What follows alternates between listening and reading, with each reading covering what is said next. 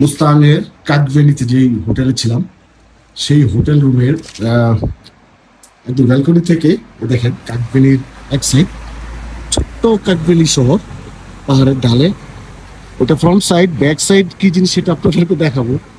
আর এই কাঠভেলি শহরে আসতে হলে আপনার এই টাইপের পাথরের রাস্তা পার হয়ে আসতে হয়। এই যে উপরে দেখতে পাচ্ছেন ওই সাইডটাতে যা হলো আপনার এটা রাস্তা গেছে, এদিকে ঘুরে ঘুরে ঘুরে ঘুরে ওটা হচ্ছে আপনার লোমাথান হয়ে আপার মুস্তাং, ওদিকে আপার মুস্তাং চলে গেছে। এখানে একটা ছোট্ট নদী আছে, নদীর এই পারে লোয়ার মুস্তাং, আর ওই সাইডে টোটালটা আপার মুস্তাং।